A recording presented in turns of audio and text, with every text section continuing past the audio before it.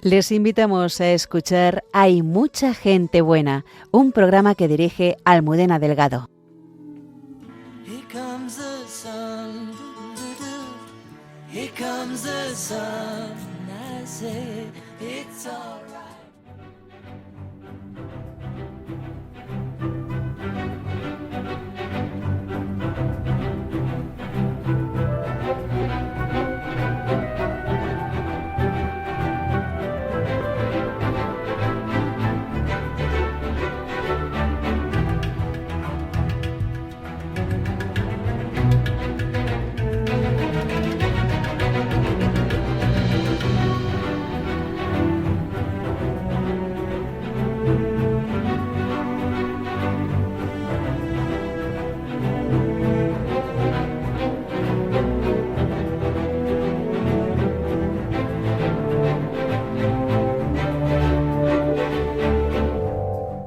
En un mundo en que todo va muy rápido y en que las situaciones que vivimos generan estrés y ansiedad, hay claves que nos permiten no perder la serenidad.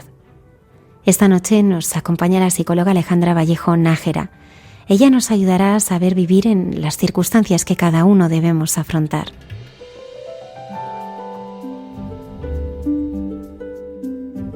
También nos acompañarán nuestros habituales colaboradores, el padre Miguel Márquez, Cayetana Jairi Johnson, la hermana Carmen Pérez y José Manuel Palomeque. Muchas gracias por estar ahí. Comenzamos.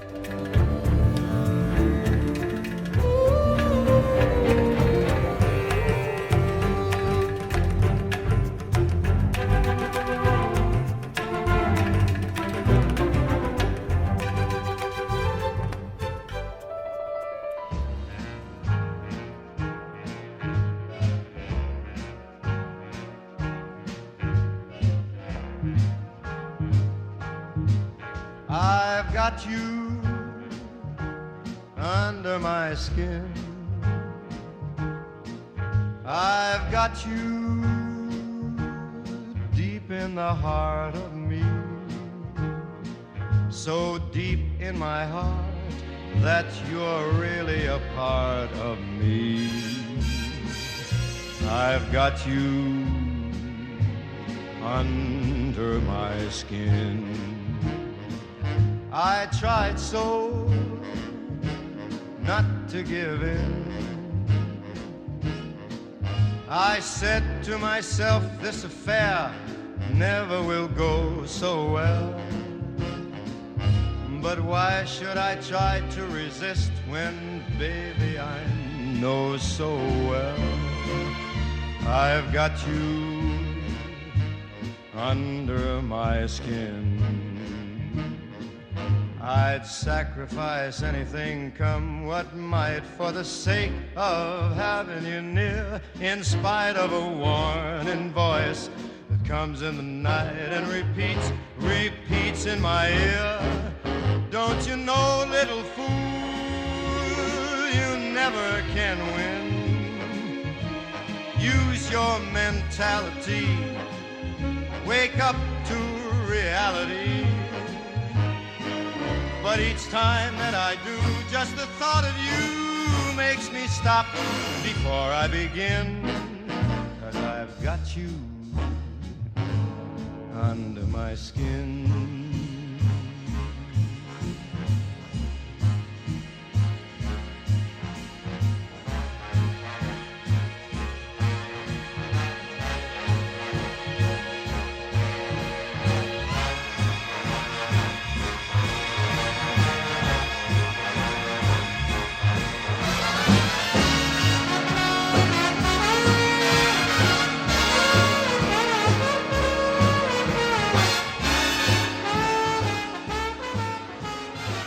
En estos últimos años ha aumentado la preocupación por nuestra salud mental y hemos querido tratar este tema con una experta divulgadora en estas cuestiones, Alejandra Vallejo Nájera Zobel, psicóloga, profesora universitaria, conferenciante y prolífica escritora, es autora de más de 40 libros. El último de ellos es La voz de la intuición, del que luego hablaremos. Buenas noches, Alejandra. Hola, encantada de estar en Radio María. Soy oyente de muchos de los programas que emitís, que son estupendos y, en fin, me encanta estar aquí con vosotros. Pues muchas gracias, es un privilegio para nosotros.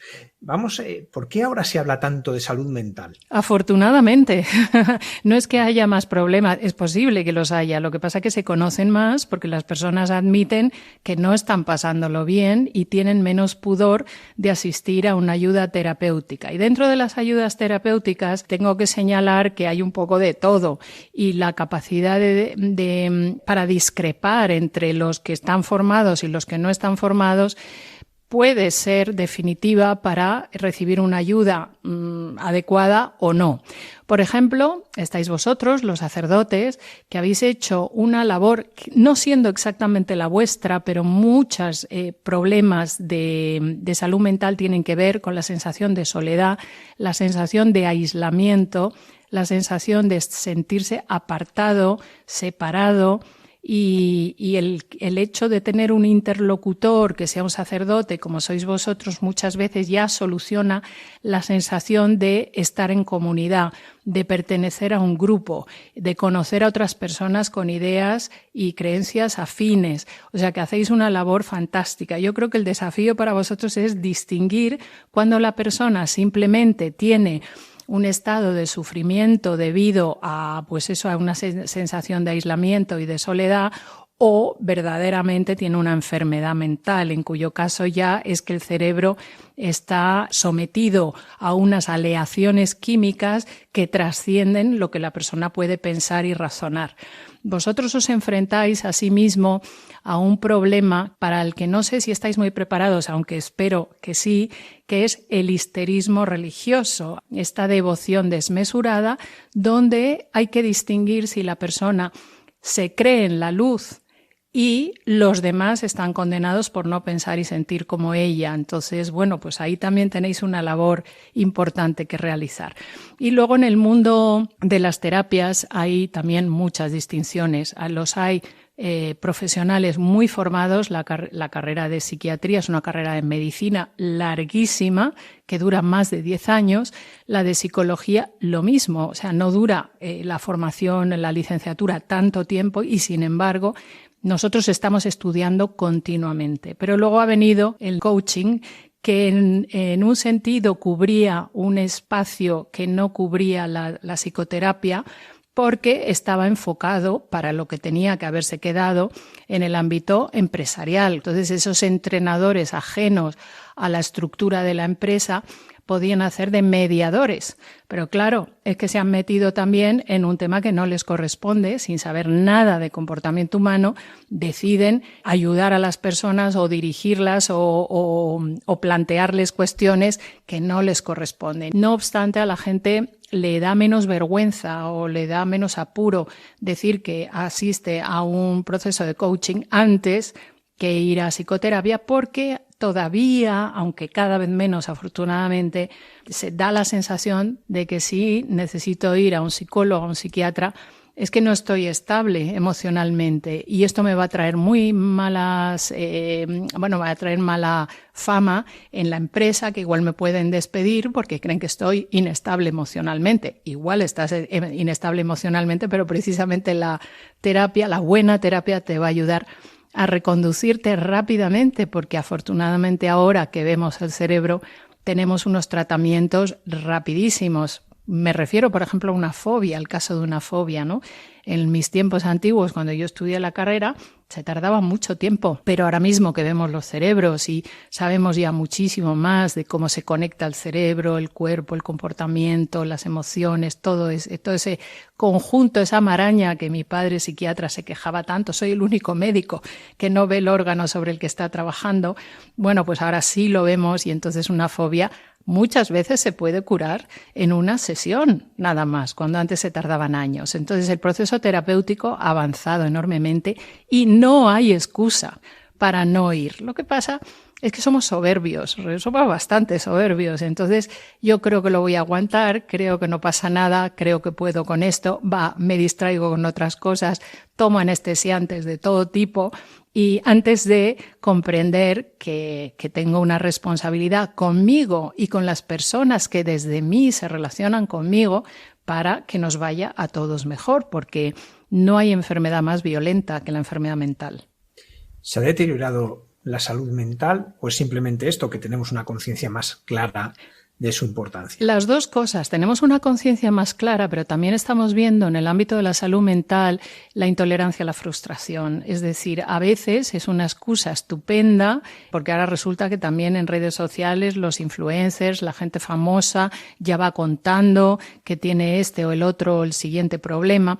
Entonces, a veces se utiliza también como bandera y para que otro asuma una responsabilidad que le toca a cada uno. O la buena psicoterapia es aquella que indica a la persona que acude a pedirte, bueno, a desahogarse, a contar qué le pasa, pero el terapeuta nunca asume una responsabilidad que no le corresponde, por supuesto, ni entra a juzgar ni a valorar la calidad humana de la persona que tiene enfrente. Yo particularmente asumo que todos somos hijos de Dios y procuro ver a Dios en todas las personas, pero a veces las personas pues sufren unas condiciones devastadoras que las tiene agotadas y que no saben hacia dónde dirigirse. Siempre pongo el ejemplo en clase a los futuros terapeutas que la persona que tenemos enfrente muchas veces se siente metida en un pozo de porquería que le llega hasta la nariz. No sabe cómo salir de ahí. ¿Qué vas a hacer tú? ¿Te vas a tirar al pozo y le vas a empujar desde abajo? Y así de paso os morís los dos. O desde fuera vas a indicarle a la persona dónde está la salida y qué tiene que hacer para salir. Pero la persona que tiene que funcionar y tiene que encontrar esa salida es quien está en el pozo. Actualmente, como la intolerancia a la frustración está servida porque la vida va muy rápida, retribuciones inmediatas, el placer de la conquista se ha perdido. La conquista en todos lo que tiene de perseverancia, de esfuerzo, de tesón, de entender que sí, que no y que jamás. Bueno, todo esto se ha diluido mucho. Estamos en una sociedad ahora mismo enferma de narcisismo, donde las personas han olvidado quiénes son y solo creen que son lo que les refuerzan a través de las redes sociales. Estamos casi en la primera época de la historia en la que uno puede mentir mucho y resulta que recibe información positiva del entorno diciéndote es verdad, eres un grande, eres un triunfador, y llega un momento que no te das cuenta de la cantidad de marrones que tienes en tu forma de ser, la cantidad de sufrimiento que infringes a los demás con tu comportamiento. En fin, es todo un revolutum. No obstante, y a pesar de todo, el comportamiento humano es maravilloso, sobre todo cuando las personas tenemos voluntad de cambio a mejor y ganas de poner de nosotros lo que haga falta para que nos vaya mejor, no solamente en el ámbito de la búsqueda de placer, que esa es otra de lo que está pasando ahora, sino en la propia responsabilidad de qué puedo hacer para irme puliendo como persona. Y esto yo siempre lo comparo con un bonito jardín. El jardín no crece solo. No, hay que cuidarlo. Hay inclemencias del tiempo que condicionan el que una persona haya trabajado en ese jardín y se le estropee porque viene una tormenta, un granizo o lo que sea. No obstante, el jardinero siempre está pendiente, siempre está cultivando su huerto. Bueno, pues ese huerto somos nosotros, es nuestro comportamiento, y qué importante que lo cultivemos, abonándolo bien, cuidándolo, podándolo, soltando aquellas cosas que ya no sirven, que están putrefactas. En ese sentido, la naturaleza que Dios ha creado pues nos da una información impresionante. Lo que pasa que esa es otra. Hemos perdido el contacto con la naturaleza, de manera que por la noche utilizamos luz eléctrica que al nervio óptico le confunde, haciéndole creer que todavía es de día. No nos damos cuenta que las estaciones del año son cíclicas, siempre son las mismas, siempre suceden en la misma secuencia, con variabilidad de temperaturas, pero siempre en otoño se caen las hojas. ¿Qué pasa en el ser humano con las tristezas? La tristeza tiene mucho de otoñal, no porque precisamente las depresiones se acentúen en otoño, sino la tristeza tiene todo que ver con una sensación de pérdida, ¿no? He sido maravillosa, he sido estupenda, un árbol fantástico bajo cuya sombra se ha ido a refugiar todo el mundo, qué gran árbol soy aquí en mitad del bosque. Como persona lo mismo, pero esto empieza a no funcionar y tengo que soltar. Esto es la tristeza, es algo que te ha venido sirviendo para tener mucho éxito, mucha fama, mucho lo que sea, mucho sensación de logro, pero que la vida es cambio y entonces deja de funcionar y las hojas caen y las lágrimas también. Si yo no resuelvo eso, si no lo acepto, si quiero que la vida sea como a mí me gusta y no como es, entonces es fácil caer en la ansiedad y en la depresión. La ansiedad tiene mucho que ver con desear que el futuro sea como tú has decidido hace días y no aceptar la realidad tal cual es. Entonces es fácil, si no se pone remedio a tiempo, de luego caer en una depresión. La depresión es ya el sistema nervioso se agota y dice, pues ahora te vas a parar, que es una cosa que no has estado haciendo hasta ahora. Y cuando te paras, como no te has cultivado, no te has cuidado, hay depresiones químicas, no voy a entrar en eso, y hay depresiones más que justificadas en un momento determinado, con la pérdida de un ser querido o con tragedias terribles pruebas muy, muy grandes por las que pasan algunos seres humanos. No voy a decir que una depresión es caprichosa porque no lo es nunca. Es más, quien lo ha padecido asegura desear cualquier otra enfermedad antes que esa, ¿no? Pero fíjate lo que pasa en la depresión. En la depresión la persona se grita a sí misma. Parece que no hace nada porque está en la cama y no se quiere ni levantar, ni peinar, ni vestir, ni salir a la calle. Pero en esa muerte en vida casi, lo que está haciendo su cerebro, su mente, es gritarse y agredirse a sí misma, a la propia persona. Y se va a gritar y agredir donde le duele. Porque todos sabemos dónde nos duele. Pues ahí es donde nos damos, en una depresión. ¿Cuál es la medicina mejor para eso? Es gritar, porque te estás gritando, pero en lugar de gritarte para adentro, grita para afuera. Entonces dirás, madre mía, bueno, pero se puede gritar hacia afuera de dos maneras. Una de ellas es gritar, agredir, chillar y violentar a todo lo que tiene alrededor. Y otra manera mucho más maravillosa, en mi opinión, es cantar. Cuando uno canta, levanta, echa los hombros hacia atrás, cambia la postura, se oxigena adecuadamente y emite un sonido que es música. Entonces es maravilloso poder cantar y yo invito a todos los que nos estén oyendo que si pueden hacerlo, participen en un coro, porque cantar en un coro es la mejor medicina antidepresión que existe. Vas a estar empastando tu voz, o sea, acordándola con otras voces, vas a estar en una proyección común para algo y para alguien, vas a mejorar tu memoria, vas a mejorar tu capacidad de escucha, vas a mejorar tu postura, vas a mejorar tu oxigenación y te va a evitar caer en una depresión. O sea, son todo ventajas. Alejandra, junto a todas estas cosas que nos has dicho, hay una que, bueno, yo no sé si sabes que dicen que a los de Madrid nos reconocen cuando vamos a una cafetería porque pedimos el café y la cuenta. Sí. No sabemos esperar, pero es verdad que por lo menos en las grandes ciudades, y me da la impresión que ya en las pequeñas, vivimos muy aceleradamente, ¿no? Y de hecho, cosas que en teoría nos tendrían que ayudar a desacelerar, nos están convirtiendo en otros aceleradores, las redes sociales, el teléfono, la permanente disponibilidad.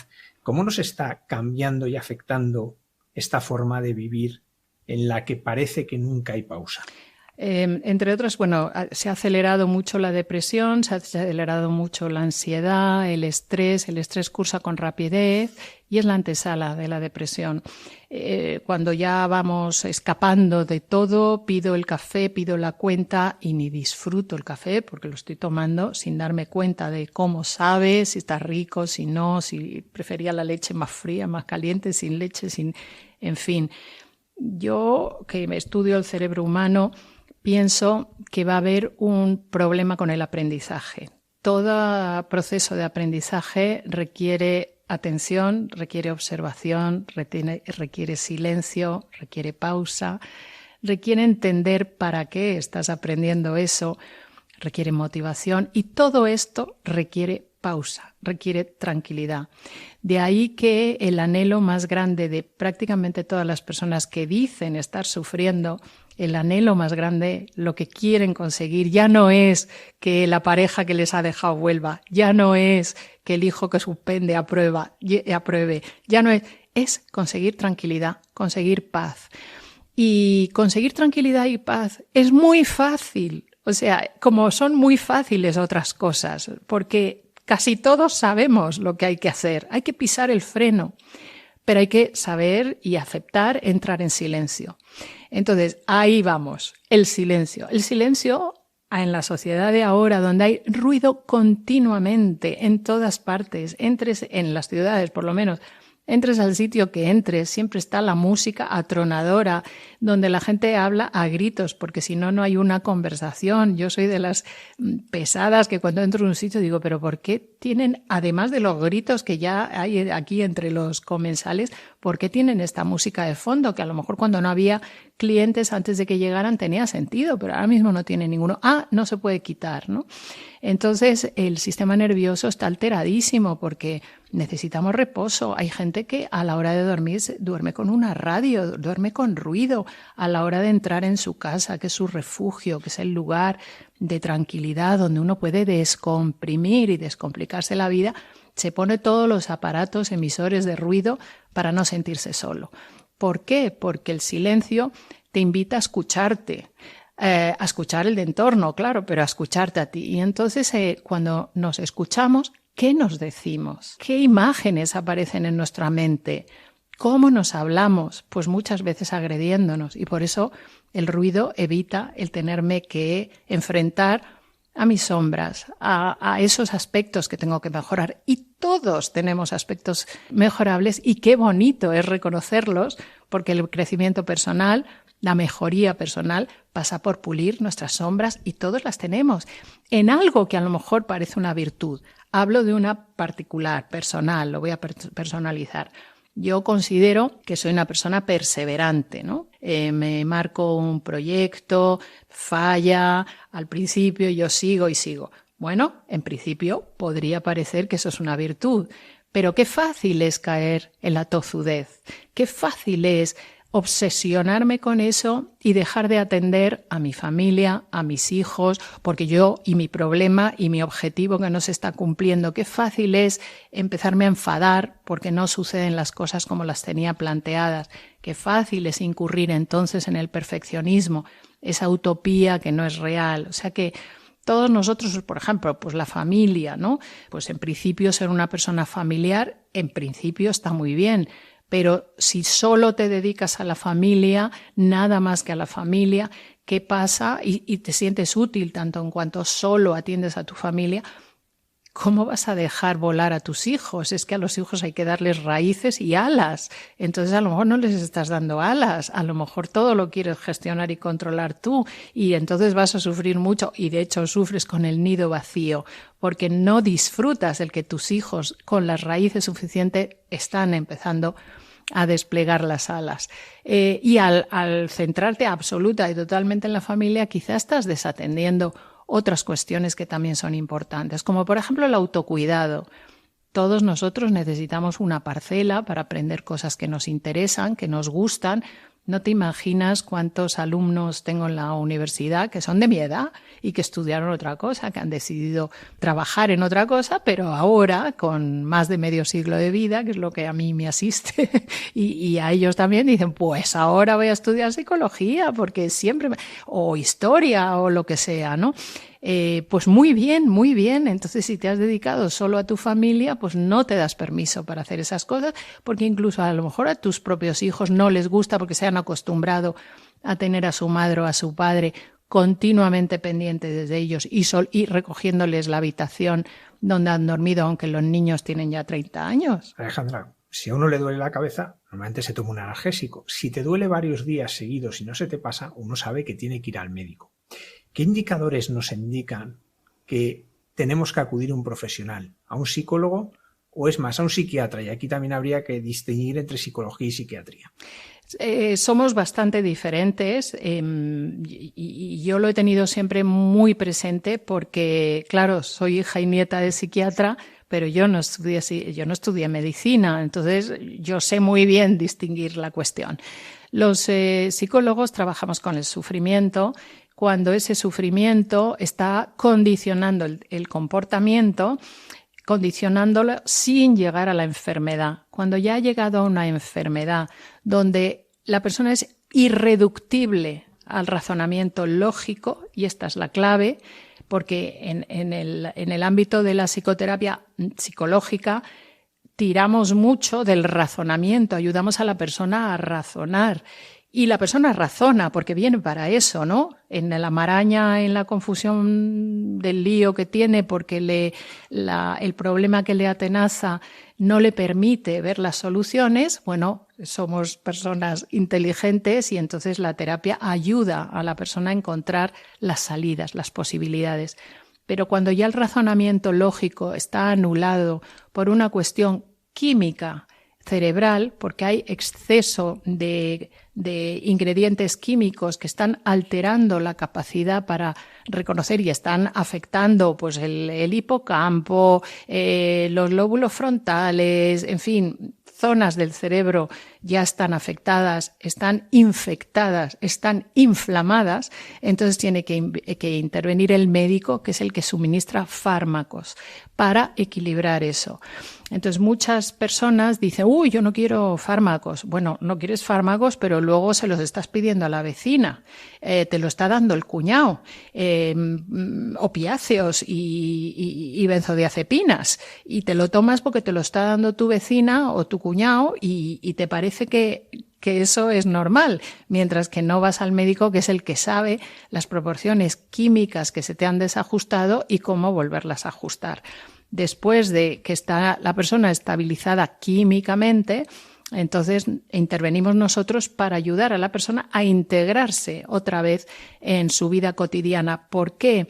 Porque mientras la persona está prisionera de una enfermedad mental, se ha hecho tanto daño a sí misma y ha hecho tanto daño a las personas que le quieren, que cuando uno se empieza a recuperar, no se atreve a volver a pedir perdón, no se atreve, y entonces ahí entramos nosotros para que se atreva y para decir qué tiene que hacer para evitar recaídas. Vamos a un ejemplo concreto. Ahora se habla mucho de la ansiedad, ¿no? Una persona, ¿cómo descubre que eso que le está pasando es ansiedad? ¿Y en qué momento es algo en lo que recurre un psicólogo? ¿O uno se da cuenta que tiene que ir un poco más allá y acudir a psiquiatría? A ver, el estrés es la antesala de la ansiedad, como he dicho. El estrés cursa con rapidez. Entonces la persona salta de una cosa a otra, entra en pensamiento obsesivo con algo en particular, no remata nada, está mirando continuamente redes sociales o internet, pero no lleva a cabo ningún proyecto en concreto. Cuando llega de trabajar o cuando acaba de trabajar, en lugar de hacer un ejercicio físico, importante hacerlo, pero un ejercicio físico bueno para la salud, lo que hace es salir a la calle a correr como si le persiguiera un tigre, para hacer tiempos. La persona lleva un reloj que le marca los récords que ha hecho a cada segundo, o sea, el buscar marca continuamente, el buscar eso busca, es un escapismo, eso no tiene ningún sentido, ¿no? Pero la mayoría de las personas que hacen eso se creen todopoderosas, se creen que van a aguantar, se creen que haciendo ese tipo de ejercicio físico se van a cansar y se cansan y por lo tanto pueden dormir. Pero duermen porque están agotados, pero a las 3-4 horas se van a despertar y no van a dormir ya más, y la cabeza va a 200.000 y les dan ataques al corazón. Estamos viendo mucho ataque al corazón entre personas de 40-45 años, que no tiene ningún sentido, pero es por eso, porque llevan una vida donde están físicamente muy parados mirando una pantalla de ordenador continuamente, y cuando se mueven, como digo, como si les persiguiera un tigre, a marcar récords, o salen el fin de semana a subirse un puerto de montaña en una bicicleta, ¿no? Entonces eso es una paliza para el cuerpo. Hay que pararse ahí y decir, ¿de qué estoy huyendo realmente? ¿De dónde? Pero cuesta mucho hacerlo. ¿Por qué? Porque nos hacemos adictos al estrés sin darnos cuenta. Hay una adicción a la adrenalina. Por tanto, toda recuperación de ese estrés pasa por un proceso de desprogramación que funciona como los procesos, es más suave, pero vamos, podíamos compararlo como un proceso de desintoxicación de una droga. Si no se pone remedio, entonces el sistema nervioso dice crack, ahora te paras, y entonces aparece la ansiedad. La ansiedad suele aparecer con bloqueo mental, suele aparecer con parálisis del cuerpo, no te apetece hacer nada, es la antesala de la depresión, por tanto, pero la cabeza va a 200.000 y está muy proyectado en el futuro, viéndolo siempre negro y preocupante. Pero la persona ya no sabe cómo resolver esa encrucijada del futuro. Toda persona ansiosa quiere que el futuro sea óptimo, pero no sabe cómo ir hacia ese futuro óptimo. Y en un exceso ya de ansiedad, y como la persona sigue tirando de anestesias de todo tipo que la sociedad facilita en este momento, entre otras redes sociales o utilización de mensajería de móvil, que es una gran adicción y que no sabemos cómo resolverla habrá algún especialista en el tema que me diga, hombre, sí, bueno, pues complicado y ahora voy a explicar por qué, ¿no? Entre otras cosas porque la persona no lo admite, porque es una adicción socialmente aceptada. Y cuando la propia familia le dice, oye, estás demasiado estresado, estás todo el día mirando el móvil, estás que no estamos aquí comiendo en familia, estás conmigo pero no estás conmigo, estás mirando el móvil y mandando mensajes todo el tiempo. En lugar de reconducir esa postura, aceptarla y decir efectivamente, se enfada. Entonces, cuando la persona se enfada ante una evidencia que le dice la gente que le quiere, porque quien no te quiere no te va a decir eso, va a decir, y va a hablar a las espaldas, ¿no? Pero quien te quiere te lo va a decir, y es justamente a quien no se lo admites y con quien te rebotas, y te están diciendo que no te sienten bien, que no te estás comunicando bien con ellos. Yo siempre pongo el ejemplo de los hijos, ¿no? Los hijos a quien no tienen ahora mismo es a sus padres. Igual los tienen físicamente ahí delante, pero los padres están mirando un ordenador y mirando un teléfono móvil. Y el teléfono móvil es la gran barrera entre padres e hijos. Los padres dicen a los hijos, no uses el teléfono, pero ellos cenan en familia, se supone, con el móvil en la mesa y lo están mirando cada 2 minutos, ¿no? ¿Cómo resolvemos la adicción al móvil, que en este momento yo diría que es la más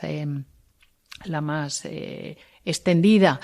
¿Cómo la resolvemos? Pues la primera persona que tiene que comprender que pasa más horas de las que debe mirando el móvil es el propio usuario, pero normalmente no lo admite porque está socialmente admitido. Está socialmente admitido que en una mesa con tus contertulios, en una mesa donde estás comiendo o cenando, está socialmente admitido que suena el teléfono y atiendes antes al teléfono que a la conversación que estás teniendo con la persona que tienes enfrente.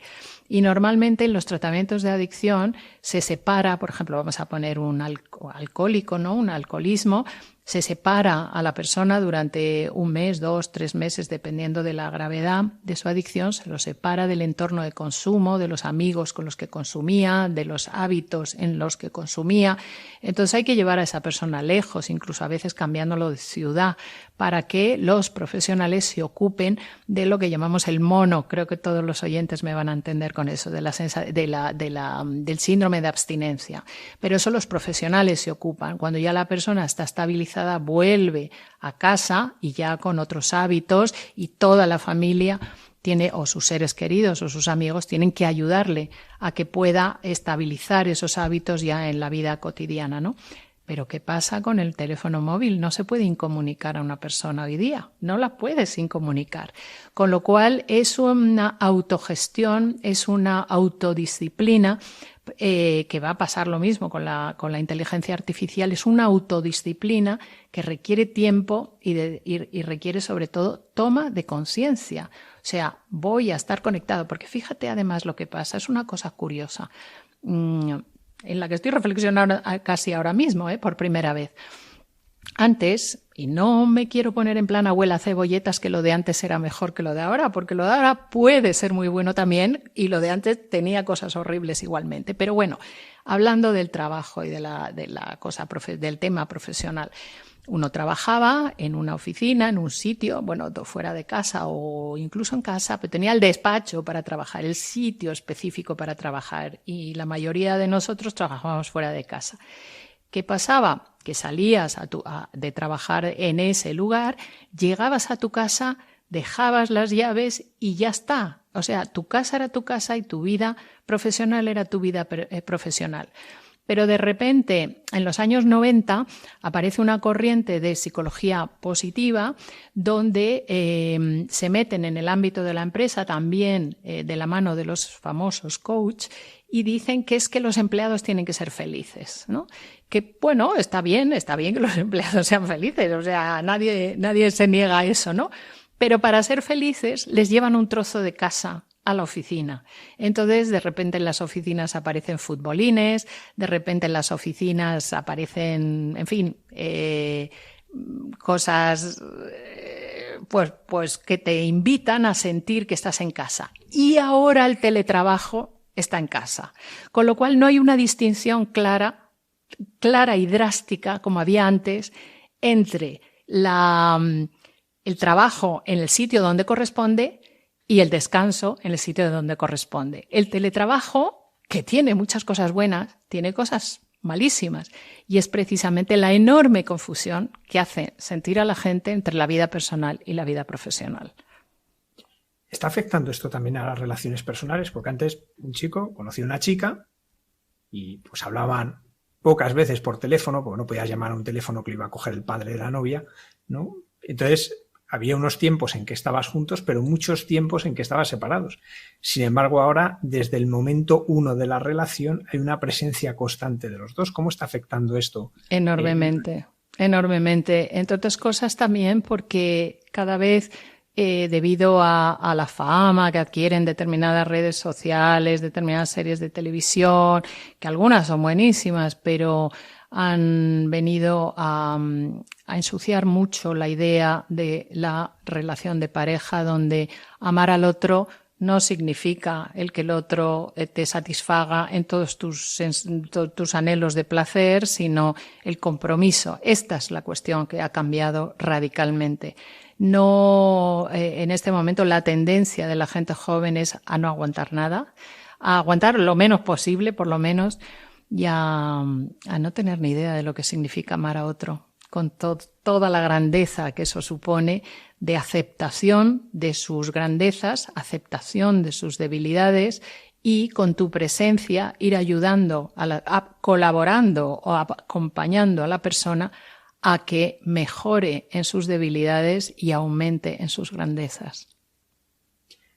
Alejandra, hay un tema que a mí me preocupa especialmente, que es una persona tiene un problema mental que incluso requiere un ingreso que suele ser muy breve y de repente se encuentra con una persona con una enfermedad que no conoces, sin saber qué hacer, a veces teniendo que esperar una cita para dentro de 3-4 meses en el psiquiatra. ¿Cómo podemos ayudar a las familias a vivir estas situaciones? Vale. Muy complicado. Yo recuerdo que en tiempos antiguos, cuando yo era pequeña, pues teníamos cuando había solo un teléfono en las casas y por tanto los pacientes llamaban a mi casa porque mi padre era psiquiatra y pasaba consulta, bueno, pues teníamos todos los hijos, cualquiera que contestara al teléfono cuando llamaba a alguien con una urgencia porque tenía a un familiar en un brote, por ejemplo, de violencia, tal. La enfermedad mental es, como digo, muy violenta y da mucho miedo y sostener a la persona es complicado. Bueno, pues en ese momento se le podía sugerir, cogiera el teléfono, quien lo cogiera, darle unas gotitas de tranquilizante, haloperidol, que se llamaba en ese momento, y llamar a una ambulancia inmediatamente para que lo ingresaran. Esto hoy día no se puede hacer, está prohibido hacerlo. De manera que es el propio paciente, es una cosa muy perversa, porque es el propio paciente adulto, a no ser que se esté agrediendo claramente, en cuyo caso hay que llamar a la policía en primer lugar, o esté agrediéndose a sí mismo, esté agrediendo a otros. Muchas veces la víctima agredida es la madre, el padre, es una persona muy cercana que en ese momento no se puede exactamente defender ni estar llamando a la policía, con lo cual la intervención en este caso de los vecinos es fundamental, llamar a la policía, y es la policía la que tiene que actuar llamando a los servicios sanitarios adecuados y esa persona es ingresada inmediatamente. Entonces, en casos extremos resulta que es más fácil, aunque es muy dramático vivir esa situación en un hogar, en una casa, pero es más fácil. Lo difícil es un trastorno bipolar, que es crónico, que es permanente, donde la persona pasa de la depresión más profunda a la euforia, que es el momento más peligroso porque es donde la persona comete imprudencias temerarias, sin que la familia esté preparada para esos cambios bruscos. Lo complicado es una depresión profunda, lo complicado es una adicción. Eso es lo complicado, porque el adulto tiene que hacerse responsable de su propia curación y de pedir hora al médico pertinente o pedir hora a los servicios, y luego la familia le puede acompañar. Alejandra, una realidad es que, por ejemplo, a una persona le detectan un cáncer y encuentra un gran apoyo, una gran red social, se encuentra muy apoyado por la familia, por los amigos. Sin embargo, con las enfermedades mentales, por desgracia, no suele suceder así, todo lo contrario. Se produce generalmente un gran abandono y un gran sentimiento de quedar apartado de todo. ¿Cómo podemos cambiar esta forma de pensar para saber ayudar incluso cuando uno está enfermo? Dejarse también ayudar y no sentir que es una enfermedad que le saca de la vida social. Pues ahí estamos los terapeutas, precisamente ese es nuestro gran apoyo. Primero, tratarles con la dignidad, tratar a la persona que tiene una enfermedad mental con la dignidad que la persona, por supuesto, merece, porque como la enfermedad mental da tanto miedo, da miedo a los compañeros de trabajo, da miedo a los amigos, da miedo a las parejas, da miedo a los hijos, pues precisamente las personas adiestradas, formadas para esto, pues nunca vamos a poner en riesgo la dignidad de la persona y la vamos a ayudar a sentirse valiosa, útil y capaz de salir adelante con nuestro acompañamiento. Y de paso acompañamos a la familia para que sepa ayudar también a la persona y sepa acompañarla y sepa tranquilizarse. Toda persona, incluso en estado de máxima violencia, aprende a tranquilizarse cuando el ambiente que tiene a su alrededor es tranquilo y le genera confianza y no le da la sensación de que le van a agredir en su dignidad. Ahora, ¿cómo incorporar a la persona después en un trabajo o claro, a cualquiera le da mucho miedo, ¿no? Yo es que tengo esquizofrenia y tengo que tomar medicación, pues por desconocimiento muchas veces se rechaza a esa persona y no se le da las oportunidades para trabajar o para integrarse en la sociedad, pero precisamente por eso, primero estamos los terapeutas, segundo, los terapeutas hacemos terapia de grupo para que la persona entienda que hay otros seres humanos que padecen patologías similares. En las terapias de grupo sucede una cosa interesante y es que intervienen personas que han pasado por el proceso y se han curado, se han restablecido. Y estos son unos grandes apoyos para aquella persona que está empezando. Entonces la comunidad, la organización comunitaria, bueno, vosotros los sacerdotes también hacéis una gran labor de aceptación de la persona y de incorporación de la persona en la comunidad religiosa, que es la comunidad, desgraciadamente en España, no tiene tanta importancia como, por ejemplo, en los Estados Unidos. Lo primero que te preguntan, ¿a qué comunidad perteneces? ¿A qué grupo perteneces? ¿No? Porque fíjate, en el estudio más largo que se ha hecho en la historia de los estudios científicos, que dura más de 70 años, al final, que buscaba, o sea, quería investigar qué hace que las personas se definan felices a lo largo de la vida. La mayor importancia que se le da es estar en paz y tener una comunidad que te apoya y que no te deja solo. Bueno, pues vosotros ahí hacéis una gran labor, los terapeutas estamos para eso. Alejandra, vamos a hablar un poco más de tu vida personal y especialmente me gustaría hablar de tu padre, una persona a la que yo admiro mucho.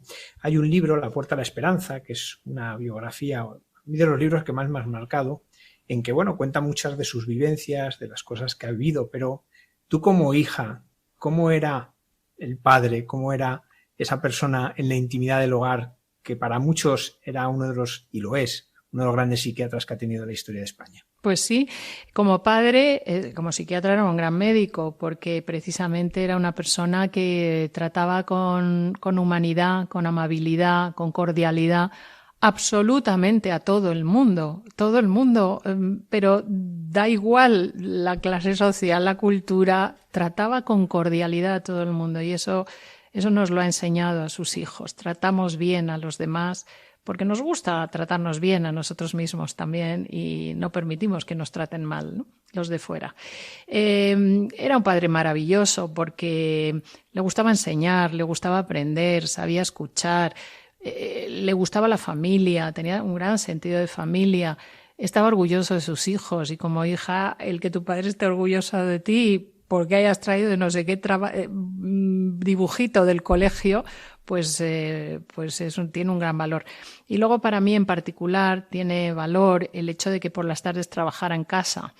Lo teníamos más o menos a mano siempre, aunque por supuesto los niños teníamos prohibidísimo ni siquiera acercarnos a la zona donde él pasaba consulta o estaban los pacientes aguardando, ¿no? Lo cual no quiere decir que nosotros no supiéramos que estaban ahí. Y yo me recuerdo de niña que escribí un artículo sobre ello, porque claro, en mis épocas antiguas ser hija de un psiquiatra era un problema. Uno podía ser hija de un médico que te abría la tripa o que te ponía inyecciones, pero de un psiquiatra eso era raro y existía la creencia falsísima de que los psiquiatras terminaban tan locos como sus pacientes. Bueno, pues yo tuve que vivir esa fama en el colegio y era compañera de colegio de Alicia López Ibor, que era la otra rama también, y las dos decíamos, madre mía, qué tal. Bueno, yo no entendía muy bien, siendo muy pequeña, en qué consistía eso de ser psiquiatra y bueno, pues tuve el acierto de preguntarlo y mi padre el acierto de contestarme esto, porque decía, tú no eres un médico de verdad porque no abres la tripa ni pones inyecciones, ¿no? Y entonces mi padre dijo, yo soy médico de ideas raras.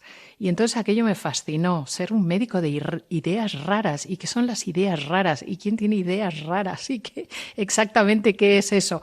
Así que el campo de experimentación en mi caso fue el recreo. En el recreo me dedicaba a observar quién tenía ideas raras y quién no. Pero eso a mí en particular, no sé qué opinarán los hermanos, porque ya sabes que luego cada hermano tiene una biografía familiar diferente y lo cuenta de distinta manera.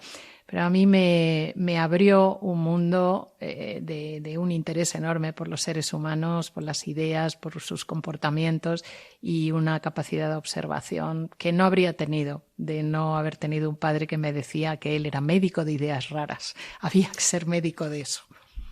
Sin embargo, tú te decantaste por la psicología. Me decanté por la psicología porque, claro, en mis épocas antiguas, vuelvo a remitirme a eso, terminábamos el colegio con 16 años. Ya me contarás con 16 años qué idea puedes tener de lo que quieres ser el futuro, con lo cual era fácil tirar para lo que conocías en casa, para lo que tenías en casa.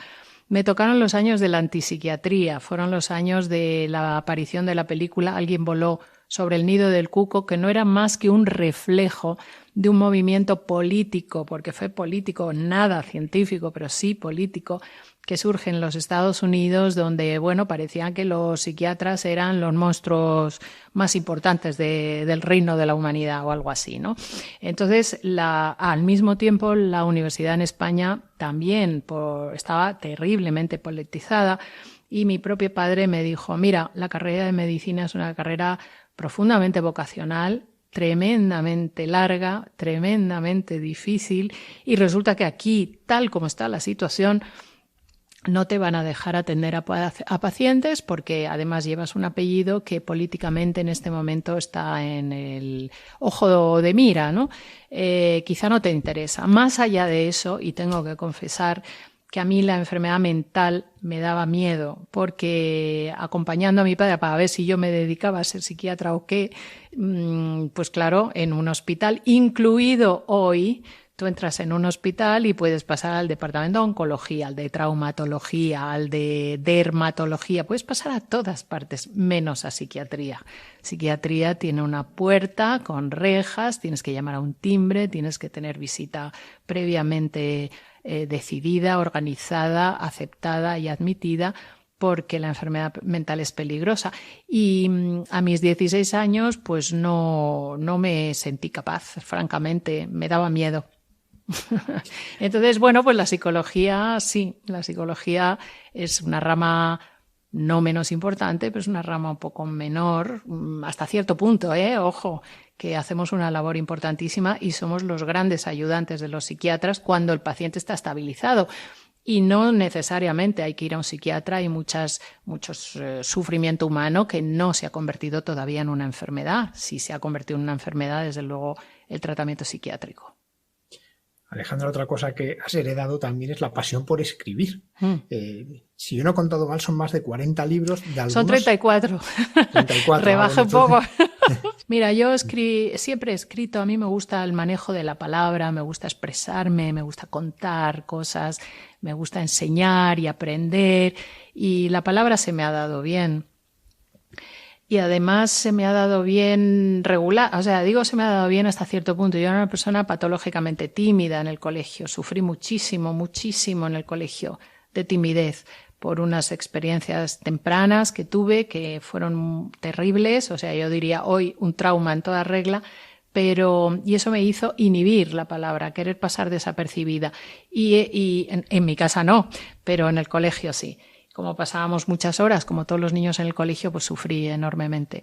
Pero mi manera de canalizar aquello fue a través de la escritura. Escribía un periódico que le vendía a mis padres por el módico precio de una peseta, donde contaba pues las anécdotas, ¿no? Esto me hizo fijarme en el modo de redactar, en el modo de explicar. Yo escribía para que se me entendiera lo que quería decir, y al principio eran todo cosas sobre anécdotas pues de la familia, de casa, de mis amigos, de lo que fuese. Y poco a poco fui puliendo esto y ampliándolo. Todos mis hermanos escriben. Mi hermano Íñigo escribe, María también. O sea que escribimos en casa. ¿Y por qué no? Yo escribo para disfrutar, pero no siempre disfruto escribiendo. Sufro escribiendo, porque enfrentarse a una página en blanco es un desafío a veces, y es entrar en un desierto donde no te sale lo que quieres decir, porque muchas veces ni sabes lo que quieres decir ni para qué. Hoy día, yo particularmente, no sé qué pensarán mis hermanos que escriben o desde luego otros escritores, es que ¿quién lee? El tiempo que en mi generación se utilizaba para leer, ahora mismo se utiliza para leer titulares nada más y para ver series de televisión. Entonces, escribir es una labor muy exhaustiva, muy larga, donde hay que depurar, es lenta, es aislante. Mientras estás escribiendo una obra, estás estudiando. Yo escribo ensayo, entonces se estudia muchísimo y estás muy aislado. Y luego dices, pero si es que nadie lee, o sea, o poca gente lee, o menos gente lee, o la gente de mi generación ya es la que lee. En la universidad no se puede hablar de bibliografía porque te miran diciendo de qué parque jurásico ha salido esta persona. Y en fin... Ahora ya no escribo, ahora ya no. Ahora a mí me gusta la docencia, me encanta la docencia, me encanta y el aprendizaje también. Estoy aprendiendo cosas que no sabía y a eso es a lo que me dedico, pero ya no escribo. Escribo en redes sociales, la verdad, poquito, es poquito, pero cuando comparto algo en Instagram, por ejemplo, siempre procuro hacerlo para ayudar a alguien. O sea, si hay alguien que le puede servir eso. No es para vanagloria personal, porque ya ves tú. No, es para... Esto puede servir a alguien, esto puede ayudar a alguien, esto le puede dar luz a alguien, esto puede invitarle a alguien a buscar ayuda terapéutica. Pues para eso. Y pese a todo hay que decir que de algún libro has vendido más de 100.000 ejemplares, ¿eh? Sí, pero hace mucho de esto, hace mucho. Pues fue La Edad del Pavo, es mi libro más vendido, porque yo desdramatizo la adolescencia. Perdona, que es que aquí me salen mensajes de perdida la conexión y no sé qué demonios. Yo te oigo perfectamente. Vale. Bueno, La Edad del Pavo, yo lo escribí cuando mis hijas estaban en la Edad del Pavo, entonces yo ostentaba el título de la madre más horrible de España, pues como creo que muchas madres de hijos adolescentes, sin embargo entendía perfectamente toda la zozobra, toda la convulsión hormonal, física, mental y emocional que pasan los hijos. Y que es necesario que se vayan teniendo ese distanciamiento psicológico, o sea, ese distanciamiento para buscar sus propias alternativas. Desplegar las alas es difícil y ellos lo hacen en la adolescencia. Lo que como madre o como padre tienes que estar muy atento a que no incurran, a haberles mejorado muchísimo la autoestima antes de los 11 años para que sepan decir que no a todos los dragones con los que se van a encontrar en la adolescencia. La edad del pavo tiene una edad que es empezar a los 11 años, cosa que pilla a los padres muy desprevenidos porque se creen que todavía son niños pequeños. Bueno, pues son niños que llevan 11 años siendo niños muy pequeños. A partir de ese momento les interesan más los amigos y lo que pasa fuera de casa que lo que pasa en casa. Por lo tanto, lo que no hagamos antes de los 11 años para mejorar su autoestima, para que aprendan a decir que no, para que elijan bien a sus amigos. Es importantísimo que los hijos tengan amigos antes de los 11 años para enfrentarse a todos los desafíos a los que les va a obligar a enfrentarse la vida a partir de esa edad. Aunque es verdad que ya apenas escribes, has escrito un librito. Digo un librito porque el libro no es muy grande, pero bueno, tiene muchas más cosas, que se llama La voz de la intuición. La voz de tu intuición. Pues mira, es muy curioso porque esto ha sido un proceso lento que en principio desarrollé para los médicos a los que doy clase, a los futuros médicos a los que doy clase y para otros terapeutas. Yo fui alumna de un neurocientífico que a mí me gusta muchísimo, que se llama Antonio Damasio. Entonces es el primero que tira de una frase atribuida, insisto, atribuida a Einstein. No he visto, en todas las búsquedas que he hecho, no he visto dónde Einstein afirma esto. Pero bueno, se le atribuye y en cualquier caso es precioso. Se dice que Einstein decía que la intuición es la gran maestra y la razón es su siervo. Y que qué pena que en la sociedad actual se rinda tanto tributo al siervo y se hayan olvidado del maestro. Bien, pero claro, la ciencia esto lo tiene que demostrar y entonces Antonio Damasio entra con sus famosos marcadores somáticos, que ahora voy a explicar lo que es.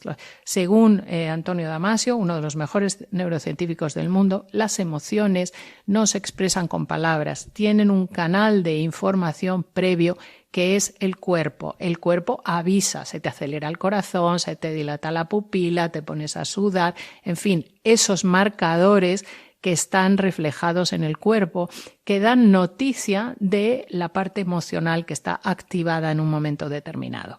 Bien, para desarrollar este experimento, hace la siguiente propuesta. A cada individuo que se prestaba a este experimento, le ponen en una mesa que tiene 4 mazos de cartas. Levantando unas cartas en lugar de otras, la persona tenía que decidir cuál es el mazo ganador, en el que se ganaba más dinero. Pues igual en un mazo se ganaba dinero muy rápido, pues se perdía en menos rápido, pero en mayor proporción, etc. Había alteraciones diversas sobre el asunto, ¿no? La media de naipes que las personas levantaban para decidir este es el mazo ganador eran 80 naipes. A las 80 cartas, a los 80 naipes, la persona decidía, sí, este es el mazo con el que gano más dinero. Vale. La intuición lo sabía a las 10 cartas, a los 10 naipes. Había 70 naipes de diferencia entre cuando el cuerpo te estaba avisando de que esta es la solución adecuada y luego la razón que te estaba zumbando ahí tiempo y esfuerzo para finalmente confirmar algo que la intuición sabía de antemano. Todo este es el estudio que está documentadísimo y está publicadísimo de Antonio Damasio. Pero claro, yo me dedico al estrés y el estrés es eso que sucede en cuanto la intuición te dice esta puede ser la salida y finalmente el resultado que confirma que esa era la salida. En el proceso la persona se equivoca mucho, mete mucho la pata, oscila, lo duda, no duerme, en fin. Y digo, ¿por qué no me centro en este periodo entre los 10 naipes y los 80 naipes? Y empiezo a pensar, ya se me hace un totum revolutum en la cabeza, y empiezo a pensar en ¿para qué voy a hacer esto? Entonces lo voy a hacer para ayudar a las personas a resolver problemas. Porque en definitiva a los alumnos que tengo en la universidad es a lo que se van a dedicar profesionalmente, es decir, ayudar a las personas a resolver sus problemas. Y me planteo una lista de 40, porque voy a hacer un inciso ahora mismo. ¿Qué diferencia hay entre la intuición y la prevención? Porque muchas veces las personas lo confunden, ¿no? La prevención te marca el límite, la intuición te marca las posibilidades. Esa es la diferencia.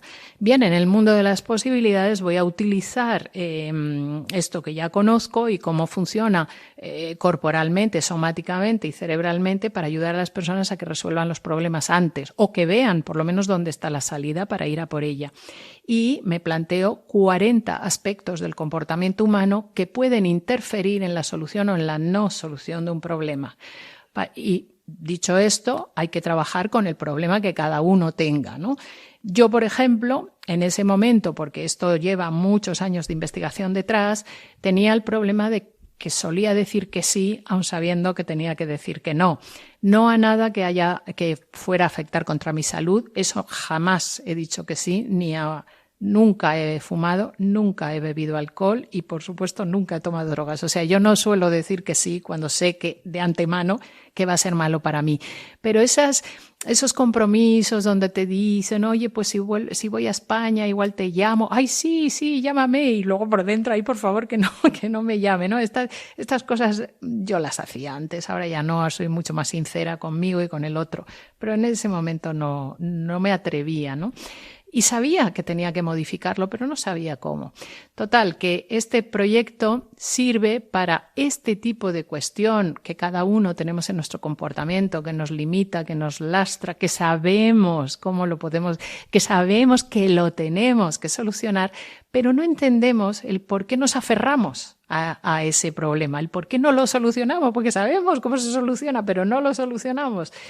Y desarrollo 40 aspectos del comportamiento humano que pueden interferir en ello. A partir de ese momento, la persona que trabaja conmigo, que se llama Jorge Corella, que es arquitecto de formación, le digo, venga, tienes que ilustrar en forma de naipe, ya me hago un lío, ya me hago una mezcla con lo de Antonio Damas, en forma de naipe, tienes que ilustrar cada uno de estos aspectos del comportamiento humano de manera que no sean muy claros, porque aquí no se trata de ir a la lógica, se trata de entender lo que el inconsciente te quiere decir. Bueno, fue un trabajo para él arduo, porque claro, ilustrar algo como la vergüenza, pues es muy complicado, ¿no? Sin poner a una persona tapándose ahí la cara, yo qué sé. Bueno, finalmente salió el trabajo y este es un trabajo que se desarrolla, bueno, pues extiendes los 40 naipes en la mesa, boca arriba, viendo la imagen, y a partir de ese momento, con la base de la cuestión que tú quieras resolver, en mi caso, ¿por qué digo sí cuando tengo que decir que no? Sobre esa base hay 7 preguntas y tienes, o sea, tu mano, no tu lógica, tu mano tiene que ir al símbolo que mejor responde esa pregunta. La primera de ellas es ¿en quién te convierte este problema? Y entonces tiras de tu mano, se acerca al símbolo, que es un símbolo que tú crees en ese momento que mejor responde y a partir de ese momento en la observación del símbolo va saliendo información y luego viene un librito asociado que resume toda la bibliografía de Jung, que Jung tiene una bibliografía que es como la Biblioteca Nacional de abundantísima y es una síntesis muy sintetizada pero muy clarificadora, creo yo, de el significado del naipe elegido, que no hay que leerlo en principio. Primero hay que explorar lo que ese naipe, ese símbolo te está diciendo acerca de ti mismo y escribirlo en un papel, porque el proceso de escribir es muy terapéutico, o sea, concreta el pensamiento, lo centra, ayuda enormemente a esas ideas volátiles a centrarlas. Y es un proceso, y luego, por ejemplo, lo están usando efectivamente para quien en principio lo diseñé, lo están usando mucho los terapeutas porque ayuda al paciente a ver perfectamente la evolución y a ver dónde está la salida. Alejandra, no me quiero despedir sin 2 preguntas. La primera, que algunas cosas ya han salido, es ¿cómo la fe ayuda a tener un equilibrio, ayuda a tener una salud mental? Ayuda muchísimo, sin duda, hacer algo para alguien y para alguien, sintiéndose amparado, protegido y guiado por algo superior, algo mejor, tener la conciencia clarísima de que somos producto del amor y que el amor es el más grande, el del creador que ha creado el mundo y a nosotros. Claro, no todo el mundo tiene la suerte, yo creo que es una suerte, de creer. Y, oye, pues están en su derecho, pero qué curioso, yo he acompañado 30 años a personas en el paliativos, o sea, en el umbral de la muerte, e incluso las personas que no creen que haya nada detrás y se mantienen, bueno, pues en esa postura hasta casi al final, resulta que cuando esto se acaba, a lo mejor reconducen esa postura, ¿no? Yo, desde luego, creo, me gusta creer, me gusta mucho creer, me ha ayudado enormemente en los momentos oscuros, donde pensaba que esto se acababa o que la cosa venía dificilísima. A ver, también hay unas edades, ¿no? En los estudios científicos que se han hecho, ha sido muy curioso. Hasta los 50 años se establece cuáles son las 5 cuestiones, parámetros, ambiciones, deseos, sueños que las personas tienen, y cambian mucho a partir de los 50 años. La espiritualidad, la fe, la religión, el sentido de la trascendencia, ni entra en los primeros 50 años en muchísimos casos, pero a partir de los 50 años sí.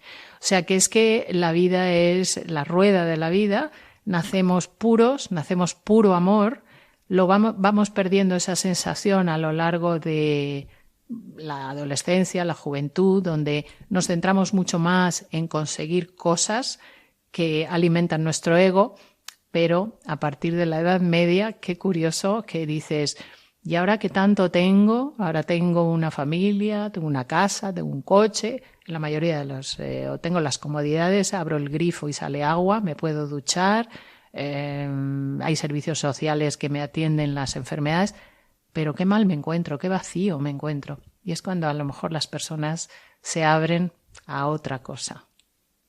¿Y cuál es el poder terapéutico del perdón? Enorme también, porque el no perdón, la persona que no perdona, dice yo perdono pero no olvido. Bueno, pues eso no es perdonar. O sea, el no perdonar exige a la persona estar viviendo en un presente continuo la ofensa de la que fue víctima u objeto. El perdonar no quiere decir no aprender de ello, hay que aprender a poner límites cuando la agresión ha sido contra tu dignidad personal o contra la dignidad de los seres a los que quieres o ha transgredido ciertas normas. Pero perdonar es no vivir en el presente absoluto esa agresión y desearle el mal a quien te ha hecho un daño y desearle que ese mal le ataque, le ofenda y le vuelva. Eso sucederá o no sucederá, pero ya no depende de ti depende seguir viviendo, aunque eso sucedió, y aprender a quedarte desprovisto de toda emoción aflictiva a raíz de eso. Alejandra Vallejo Nájera, muchísimas gracias por habernos acompañado esta noche y haber dado luz a esta oscuridad que a veces tiene este sufrimiento, este dolor de las enfermedades y del no saber muchas veces integrar en nuestra vida los acontecimientos. Gracias a vosotros. Hasta pronto.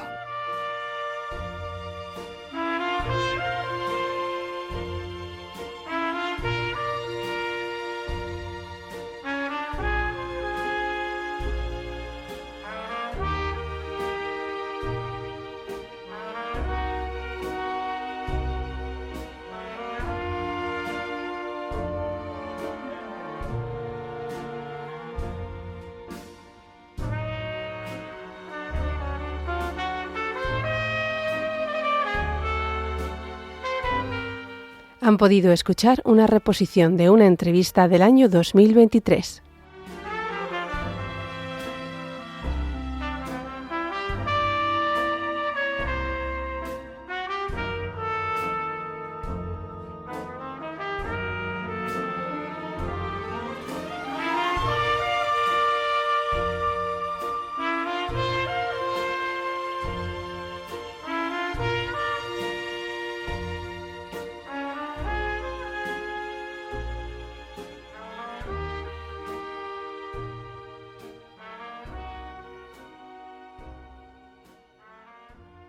Damos la bienvenida ahora al Padre Miguel Márquez y a los guiños que Dios le ha hecho esta semana.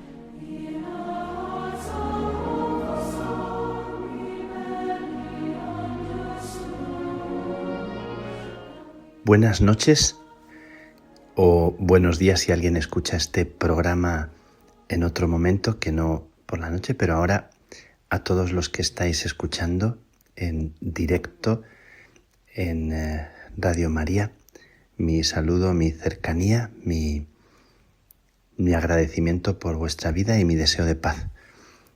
En este momento del año, en este intenso momento siempre de vida, nos recogemos, nos reunimos para que este rato sea un momento también de oración, de abrir el corazón, de abrir la vida, de dejarnos atravesar por una brisa de paz, siempre queriendo abrir las manos y el corazón a la novedad y a la gracia que nos despierte a vivir este momento con sentido. Quiero hablaros de varios lugares en los que he tenido la suerte de vivir estos días, en una tierra de cuento, en una tierra también herida y atravesada de una fuerza especial, y en una tierra que quema con el recuerdo de personajes muy, muy especiales. Quiero hablaros de estos 3 lugares y deciros una palabra de lo que a mí se me ha regalado en esos lugares para compartirlo con vosotros, para no guardármelo, para gritarlo, para proclamarlo, para que vosotros también os alegréis conmigo. Una tierra de cuento que es Praga, en la República Checa. Es la primera tierra. La segunda tierra es Albania, una tierra herida todavía por la memoria, herida de un comunismo feroz, tremendo, y una tierra que sigue quemando con la fuerza de Teresa de Jesús, que es Ávila. 3 lugares: Praga, Albania, Nensat y Ávila. En Praga he tenido la suerte de acompañar, de visitar a mis hermanos y hermanas, de celebrar con ellos, de acoger la fuerza, la vitalidad y también la fragilidad de su entrega en varios lugares, en 2 comunidades de carmelitas descalzas y en 3 comunidades de carmelitas descalzos.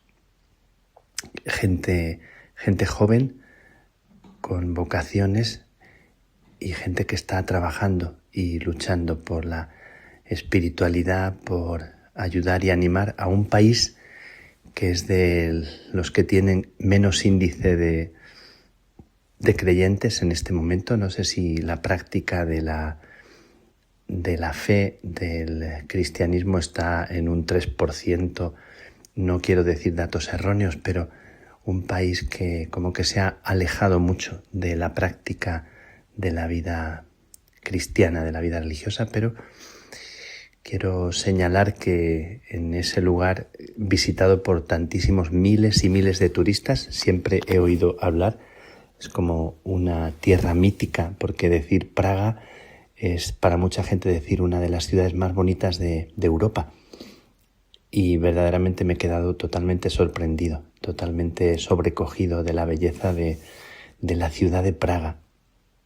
El famoso Ponte Carlo y tantos lugares, tantos rincones de Praga que he paseado, que he recorrido con mis hermanos durante horas, varias horas, aparte de los ratos de escucha de los hermanos, aparte de las reuniones, aparte de acoger y escuchar lo que cada uno vive y en qué situación se encuentran, que siempre mi primera visita turística, entre comillas, es siempre el corazón y la vida de los hermanos y de las hermanas, y compartir, celebrar, dar gracias y auscultar lo que están viviendo en este momento y acercarme con pies descalzos a ellos, más que la ciudad de Praga.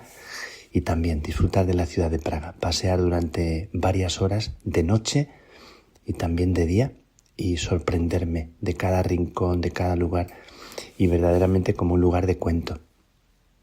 verdaderamente una suerte, un privilegio poder visitar lugares, cruzar puentes, conocer las plazas, recorrer los parques. Así que doy gracias por ese lugar tan especial, también mirando las caras y encontrando gente tan diversa de todas las partes del mundo. Me ha resultado una riqueza, un gozo muy, muy especial. En Praga hay un lugar muy significativo, muy particular. Y en muchas tiendas de Praga se ve al Niño Jesús de Praga. Pero nosotros tenemos el santuario del Niño Jesús de Praga. Es la iglesia de Santa María de la Victoria en el centro de Praga, muy cerquita del Ponte Carlo. Y esa iglesia, ese santuario, que tiene un altar en un lateral donde está la figura del Niño Jesús de Praga, pequeñita figura. Parece mentira que una figurita tan pequeña que vino de España, de una princesa española que era de Praga pero vivía en España y regaló esa estatua y vino a parar a Praga y se convirtió en una de las imágenes del Niño Jesús más importantes de la devoción al Niño Jesús en el mundo entero. Y nosotros tenemos la suerte, el privilegio de tener esa iglesia. Cuando os he dicho que en la República Checa hay un índice de práctica religiosa tan bajísimo, no os podéis imaginar lo que es la afluencia de gente, las riadas de gente entrando en la iglesia del Niño Jesús, en esa iglesia, para venerar. Y continuamente, durante las horas en que está abierta la iglesia, la gente venerando, rezando ante el Niño Jesús, milagroso Niño Jesús de Praga, que tanta devoción suscita en todo el mundo. Y he tenido la suerte de estar justo en el sitio preciso donde se venera la imagen, esa imagencita pequeñita, y también he rezado ante él, presentando vuestras vidas de los que me escucháis. Y curioso que en una ciudad de cuento esté también la devoción al Niño Jesús, como los cuentos y los niños van tan unidos y necesitamos tanto tener un alma como de niño que nos ayude a soñar, a descubrir que la vida está siempre por estrenar, a tener como esa imaginación y esos ojos abiertos, el corazón despierto para la aventura, para la sorpresa de un cuento que está siempre por estrenar y por escribir. Y esa es la petición al Niño Jesús, que me regale, que me dé un corazón de niño, un corazón que recupere la inocencia, que recupere la capacidad de soñar, la capacidad de reír, la capacidad de jugar, la capacidad de vivir con sinceridad y sencillez. Bueno, todo eso que seguro que en vuestro corazón también se despierta como petición. Bueno, Praga, una ciudad preciosa y un regalo. He estado en Albania después de Praga.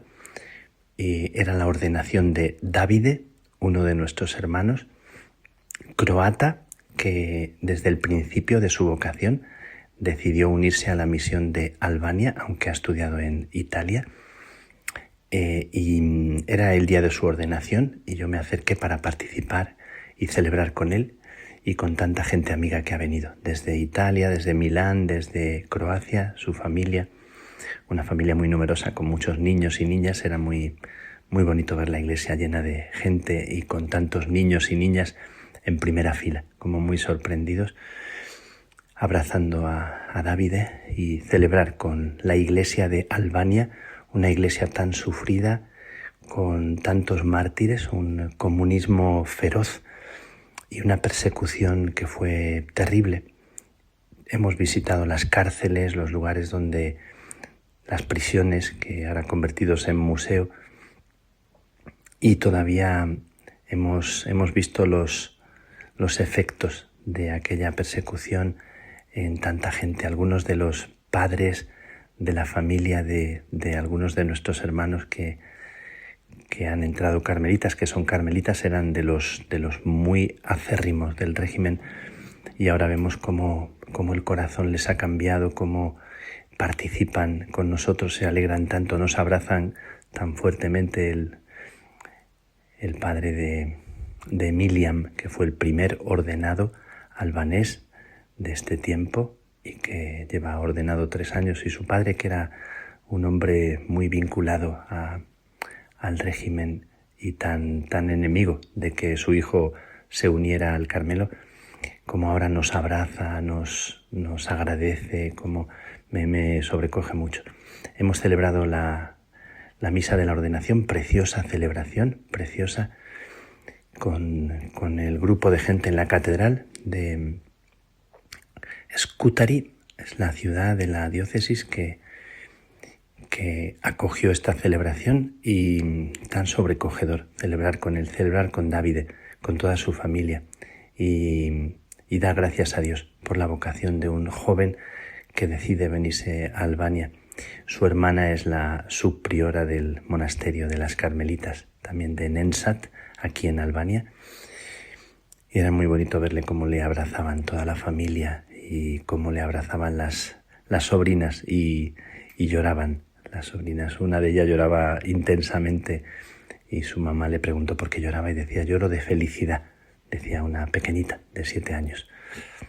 Bueno, me sobrecogió mucho que cuando el obispo le unge las manos, ese momento tan sobrecogedor.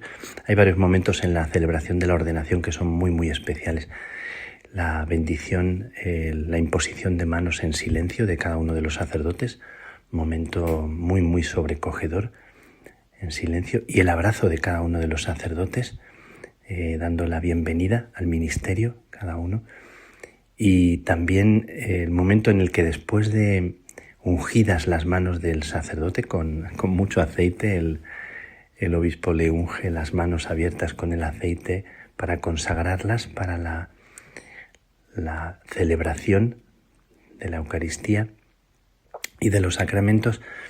La envuelve las manos con un paño, con unos paños, para secarlas, y el momento después es el momento en que él esos paños los lleva a su madre, viene a su madre, le quita los paños y se los entrega a su madre, esos paños que han secado el aceite. Y es costumbre, yo no había oído esta costumbre tan especial, que la madre conserva esos paños del hijo sacerdote, de las manos ungidas, hasta su muerte, y cuando muere la madre es enterrada con esos paños con los que fue secada la mano ungida, las manos ungidas de su hijo. Porque cuando sube al cielo, la madre le dice al Señor: yo te di un hijo sacerdote, y le presenta los paños manchados con el aceite de la unción. Nos emocionamos y nos sobrecogió mucho este hecho, esta costumbre. Yo te di un hijo sacerdote. Bueno, uno no puede cerrarse las puertas del cielo a una madre que ha dado al Señor un hijo sacerdote. Bueno, con esta fuerza, con esta emoción, y la danza, que es costumbre en Albania, danzar durante horas. Estuvimos danzando, aunque estaba lloviendo, debajo de una tienda que se había puesto para el momento, danzando con las danzas típicas tan bonitas de la gente de Albania, alegrándonos, ¿no? Recordando las bodas de Caná, recordando cómo Jesús y María también vivieron la alegría de la fiesta, y nosotros nos alegramos y danzamos con la gente por la alegría de un hijo sacerdote. Y la tierra en la que estoy ahora mismo, desde donde estoy ahora enviando este mensaje, es Ávila, una tierra que quema con la huella viva de Teresa de Jesús y de Juan de la Cruz. Estoy en esta tierra bendita con un grupo de hermanas y de hermanos que están revisando las constituciones de las Carmelitas Descalzas, las constituciones de 1991, en un trabajo muy, muy bonito, muy especial, un trabajo de revisar el texto y la norma de vida, las constituciones, según los documentos últimos de la Iglesia, un trabajo de discernimiento, de diálogo precioso, de intentar armonizar distintos puntos de vista, de profundizar, de ir a la raíz de lo que Santa Teresa propuso a sus hijas, las carmelitas descalzas, y también a nosotros. Estoy en este lugar que cualquier paseo por Ávila de noche o de día es realmente un privilegio, pasar cerquita de las murallas o cerca de la Encarnación o cerca de la Catedral, cerca de San Vicente o de San José de Ávila. Y tuve la suerte estos días de entrar en San José de Ávila, en el primer monasterio, en la primera casa fundada por Santa Teresa, entrar dentro y entrar en la celda de Santa Teresa, donde ella escribió El Camino de Perfección, donde vivió sus primeros momentos y donde las 4 primeras carmelitas descalzas iniciaron esa aventura tan bonita de la reforma teresiana, de la aventura teresiana. Bueno, estos 3 lugares os quiero regalar, compartir una ciudad de cuento, Praga, un niño Jesús que nos invita a la inocencia, a descalzarnos, a la simplicidad. Albania, una tierra herida, una tierra que recuerda la memoria de los mártires y también recuerda la sonrisa y la memoria de la Madre Teresa de Calcuta, que era de Albania. Había un cuadro precioso en la iglesia observando la ordenación. Albania, tierra también que quema, de una iglesia que está naciendo siempre. Y Ávila de Santa Teresa. Ávila es una tierra que nos recuerda una aventura, una de las aventuras de amor más hermosas, de amistad con Jesús, que queremos nosotros también vivir. Gracias por vuestra escucha y desde Ávila mi abrazo y mi petición a Teresa de que os haga arder el corazón, de que os encienda el corazón en amores por Jesús. Que la bendición de Dios Todopoderoso, Padre, Hijo y Espíritu Santo, descienda sobre ti, descienda sobre vosotros y os acompañe siempre, siempre.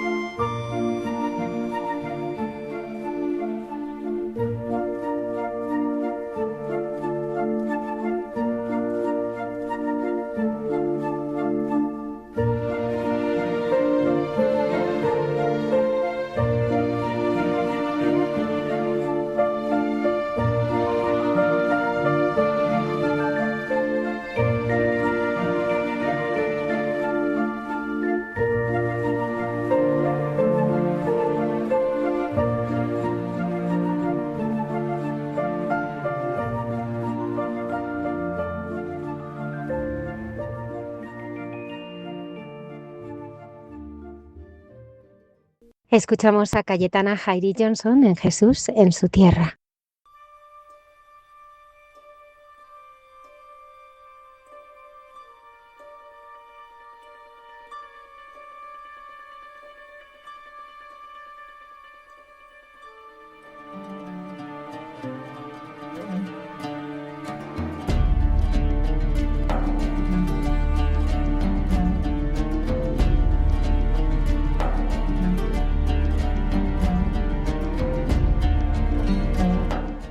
Buenas noches de paz y bien, queridos amigos de esta sección llamada Jesús en su tierra de Radio María.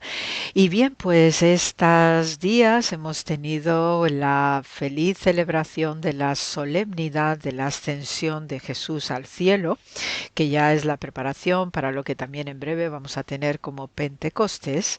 Y por ello, pues os quería comentar acerca del lugar de la ascensión en Jerusalén, en lo alto del Monte de los Olivos, pero para ello, pues revisamos, ¿no?, también las versiones bíblicas y en particular el Evangelio de Marcos, ¿no?, capítulo 16, donde podemos leer que entonces el Señor Jesús, después de hablar con ellos, fue recibido en el cielo y se sentó a la diestra de Dios.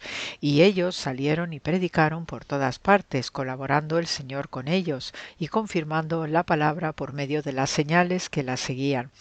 Estas señales comunicaron inmediatamente a Pedro y a sus compañeros todas estas instrucciones, y después de esto Jesús mismo envió por medio de ellos desde el oriente hasta el occidente el mensaje sacrosanto e incorruptible de la salvación eterna.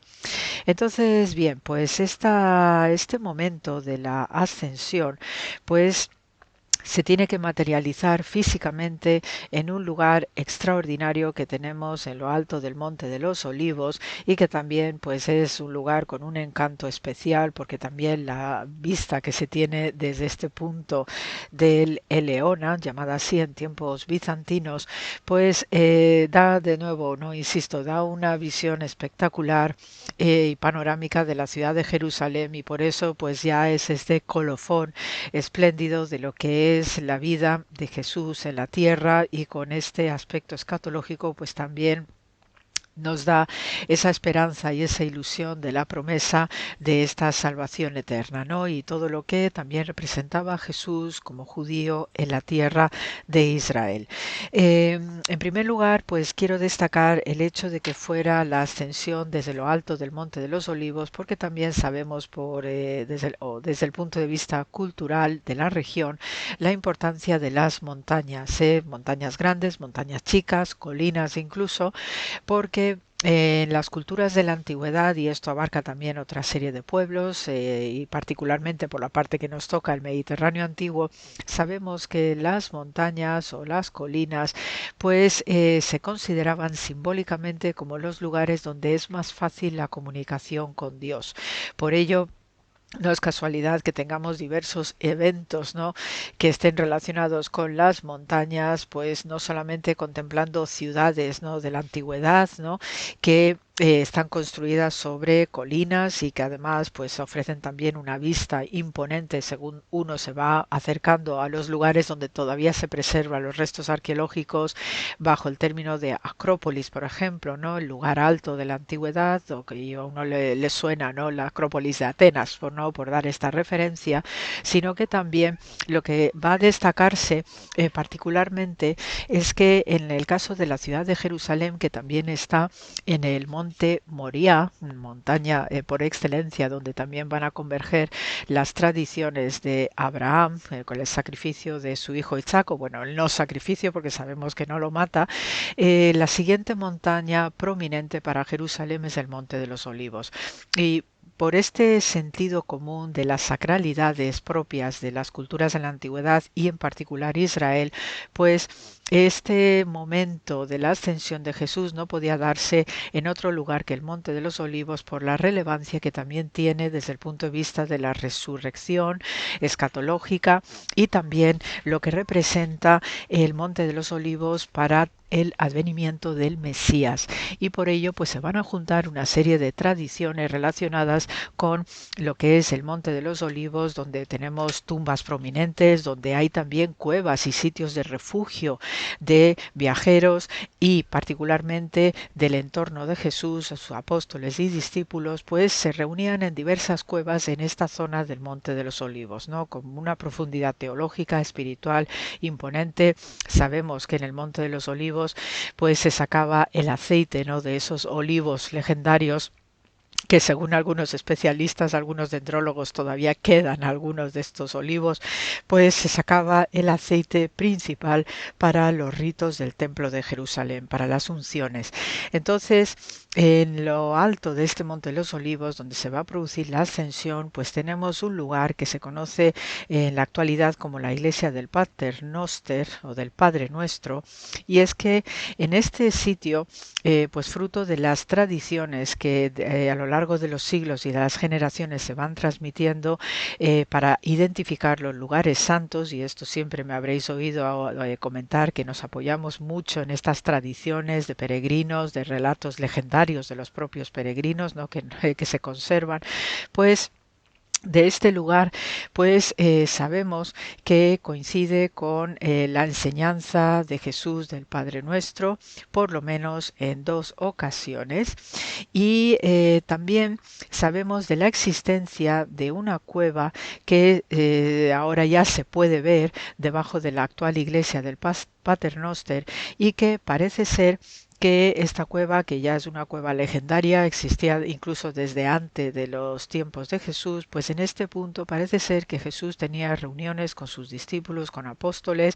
todos aquellos que le quisieran oír, y por ello pues era un lugar ideal, porque imaginaos lo que es este punto alto del Monte de los Olivos, estar allí sentados oyendo las enseñanzas de Jesús, la propia compañía comunal, y contemplando con unas vistas espléndidas la ciudad de Jerusalén y lo que era ese templo, el ir y venir de gente, es como los peregrinos iban, ¿no? Con sus salmos de ascenso, etcétera. Debía ser aquello una imagen espectacular, ¿no?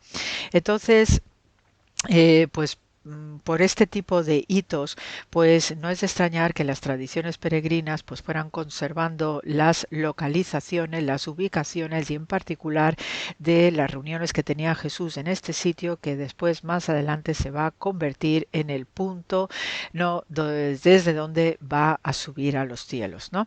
Es un lugar con un encanto extraordinario, ya no solamente por las vistas de Jerusalén, porque realmente por la altura pues uno también siente, ¿no? Pues ese estar más cerquita del cielo.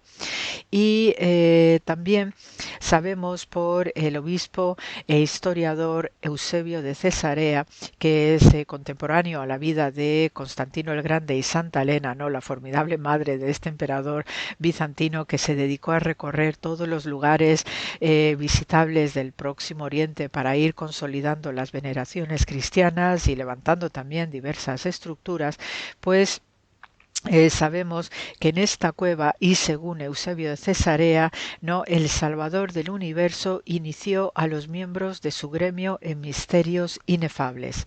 Ya por ello, pues por estas tradiciones, ¿no? Que se van transmitiendo oralmente de generación en generación, pues entonces ahí el emperador Constantino construye una iglesia de 3 niveles y se consagra en el año 330 para conmemorar la ascensión de Jesús, ¿no?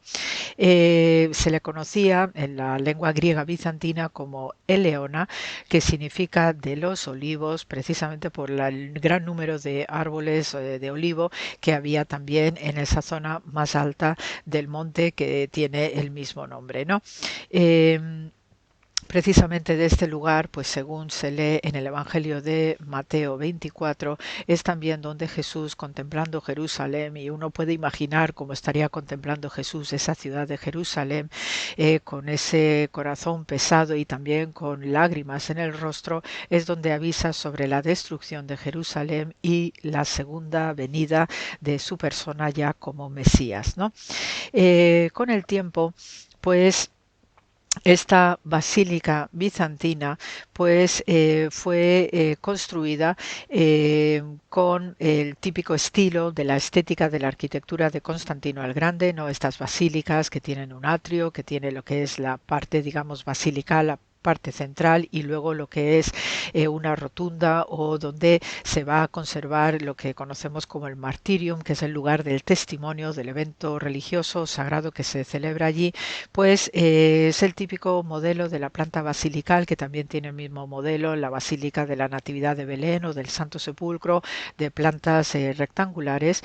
Y en estas en estas estructuras, pues por desgracia, todo aquello fue destruido cuando llegaron los persas sasánidas, especialmente poco antes del Islam, y entonces arrasaron con todas las estructuras religiosas de la ciudad, excepto la Basílica de la Natividad de Belén, que se quedó intacta por la figuración iconográfica que había de los Reyes Magos como sacerdotes zoroastrianos, y esto sí que es la religión que era la que profesaban los persas sasánidas, pero el resto de las estructuras basílicas levantadas desde tiempos de Constantino el Grande y Santa Elena fueron arrasados, ¿no? Entonces, por ello, pues ante esta situación, ante este abandono, cuando llegaron los cruzados, pues los cruzados procuraron mantener dentro de los restos pues esta estructura primitiva o más temprana de la Basílica de la Ascensión, y para que sirviera también al servicio, digamos, litúrgico, a las veneraciones, los peregrinos, pero después va a tener una gran transformación cuando en 1874 una gran dama italiana, viuda de un príncipe francés llamada Aurélie de Bossy, que era la princesa de la Tour d'Auvergne, pues ahí siente muy de cerca una devoción particular en este lugar sobre el Padre Nuestro, y entonces ahí ella experimenta una conversión radical, y es cuando va a levantar la actual iglesia del Pater Noster. Entonces, en esta iglesia, pues también colgó en las paredes del claustro que se corresponde con el antiguo atrio de la Basílica de Constantino y Santa Elena del siglo IV, pues en este claustro es donde va a colgar en 39 idiomas el Padre Nuestro en los diversos paneles que uno puede visitar hoy. Y de hecho, cuando uno entra, nada más entrar, lo que ve a mano izquierda son las dos versiones del Padre Nuestro, tanto en hebreo como en arameo, y luego ya uno sigue pues viendo el resto de los Padres Nuestros en las 39 lenguas. Esto también nos ayuda a descifrar algunas lenguas que han entrado ya en extinción plena, y entonces pues gracias a estos Padres Nuestros por lo menos nos queda esta muestra de algunas lenguas que se han perdido de otras tradiciones y de otras culturas, ¿no?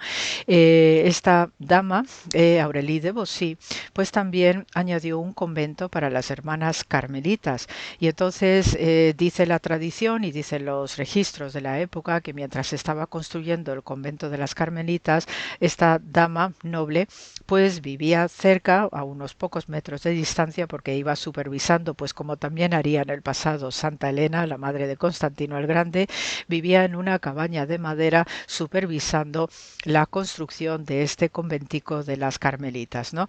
Y fijaos cómo sería la sencillez de esta mujer, ¿no? Que era una cabaña de madera y además traída de Francia expresamente, ¿no? Y también es la que andaba, esta dama italiana, era la que iba buscando precisamente esa cueva donde Jesús se reunía con sus apóstoles, con los discípulos, con todos los que le quisieran escuchar, también en esa enseñanza del Padre Nuestro. Y entonces, aunque no pudo dar con ello desde un punto de vista, digamos, de la excavación arqueológica, pero sí dejó indicado el lugar para que un tiempo más adelante, en 1911, pues ya los arqueólogos dieran con esta cueva donde se reunía Jesús, ¿no?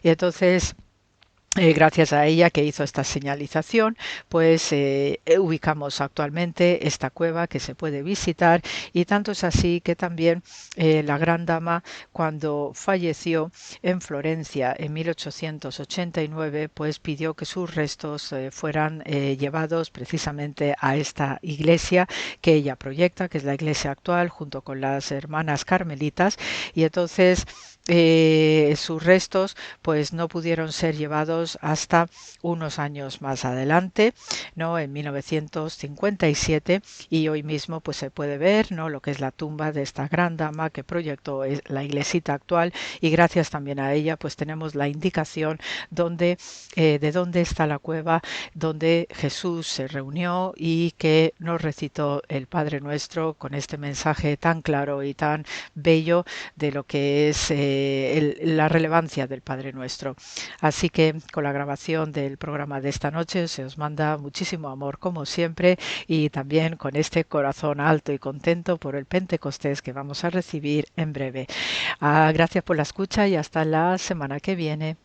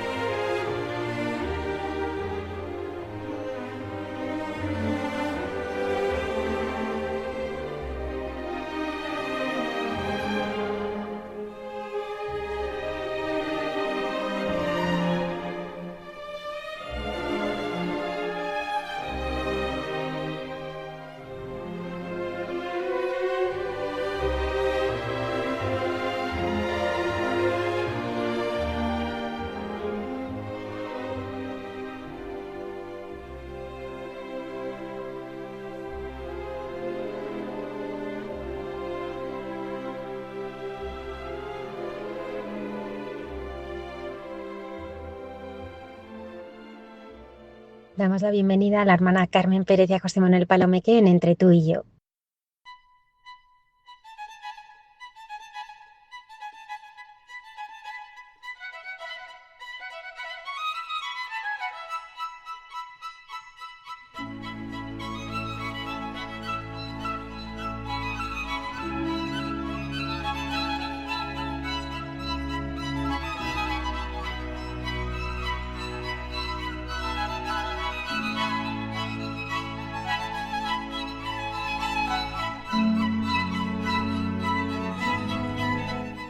Mira, José Manuel, nuestra gran capacidad y nuestra posible gran hermosura es una experiencia agustiniana, centrada en la grandeza del alma humana, creada a imagen y semejanza de Dios y su destino de unión con Dios.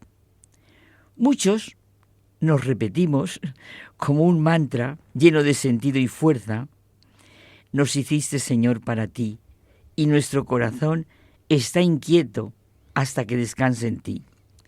Y podemos saborear, ya que el amor crece dentro de ti, la belleza crece también.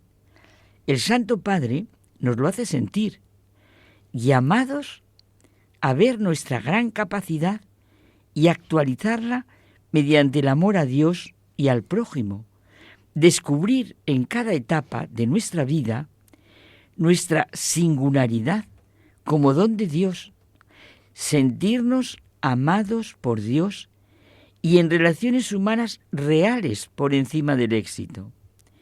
Nuestra gran capacidad y nuestra posible gran hermosura, esa es la tarea y responsabilidad de cada uno en la vida.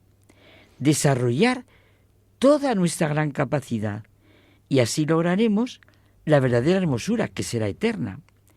Para eso hemos nacido, y para eso hemos sido creados, y por eso hemos sido redimidos. Mira, ciertamente, de las 4 preguntas que se formulaba el filósofo Emmanuel Kant, ¿qué puedo saber? ¿Qué debo hacer? ¿Qué puedo esperar? ¿Qué es el hombre? La cuarta es la que encierra todo. El ser humano es el sujeto y el centro de todas las cuestiones.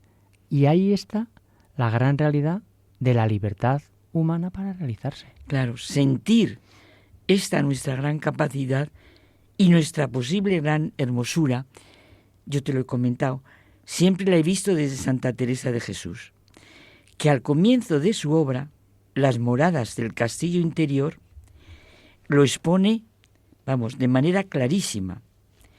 No hallo yo cosa con que comparar la gran hermosura del alma y su gran capacidad. Y verdaderamente apenas deben llegar nuestros entendimientos, por agudos que fuesen, a comprenderlo. Así como no pueden llegar a considerar a Dios, pues Él mismo dice que nos creó a su imagen y semejanza. Teresa de Jesús: no haya cosa a qué comparar la gran hermosura del alma y su gran capacidad. Y esta convicción suya puede ser una continua referencia y servirnos de juicio interior y de medida de nuestra fe. No encontrar cosa con que comparar nuestra gran hermosura y capacidad. Luego el problema no está en nuestra falta de capacidad, sino en la respuesta a esa gran capacidad, en la que estará la gran hermosura.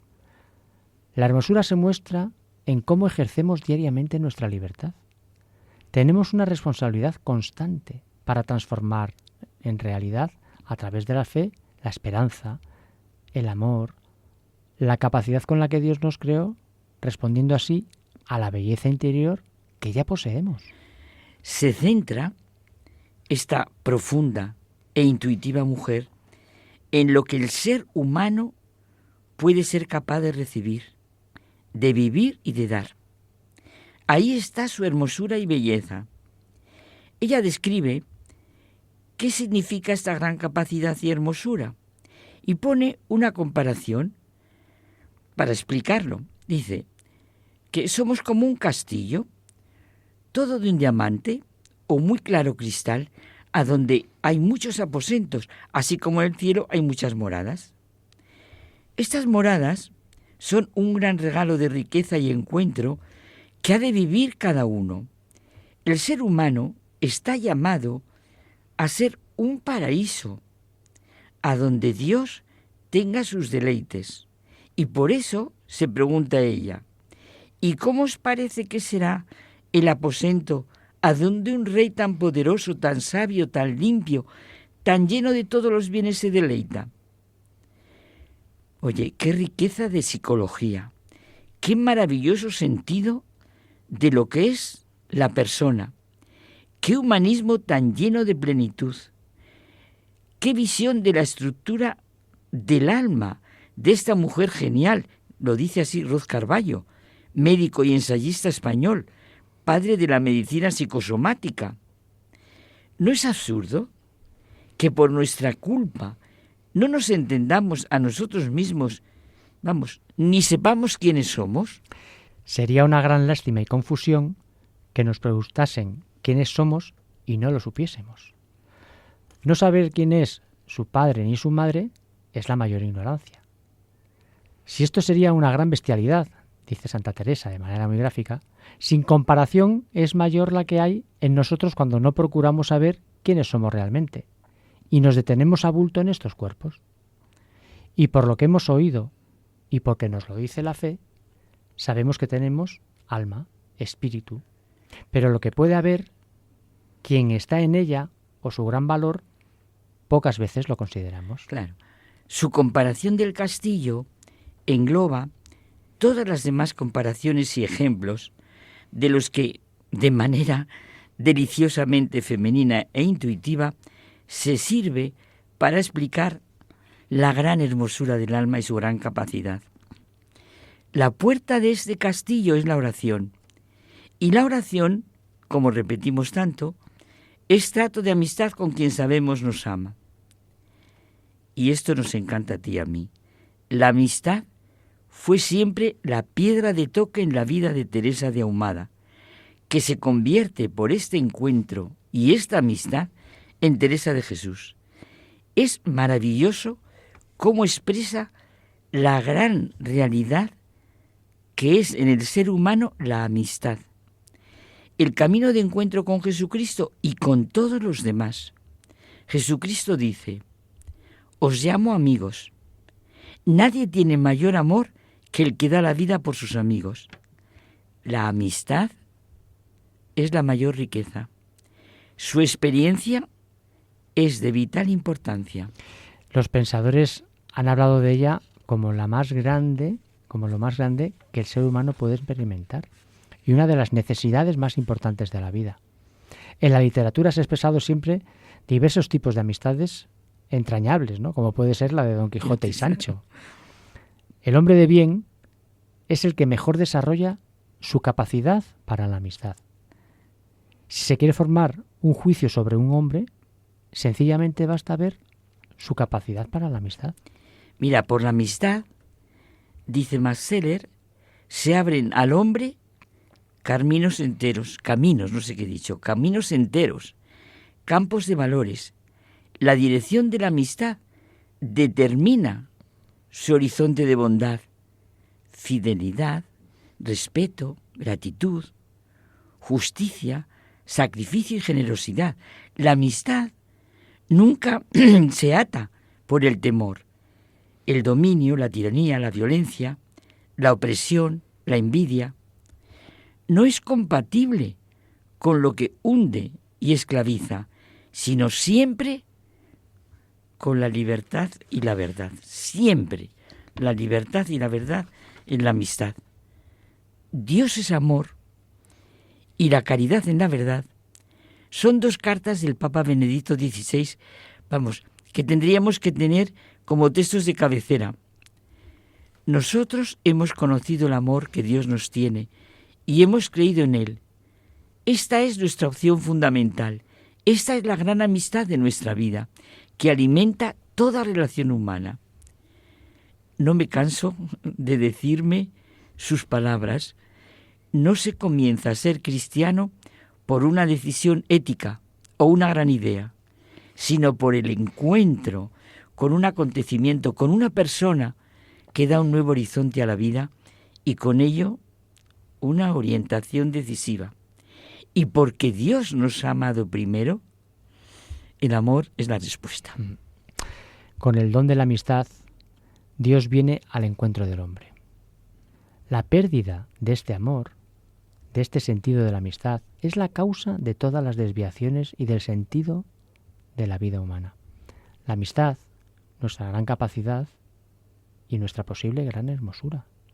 No hay amistad sin verdad. Y sin amor la verdad está muerta. Sin verdad, la amistad caerá en mero sentimentalismo y el amor se convierte en un envoltorio vacío que se rellena arbitrariamente.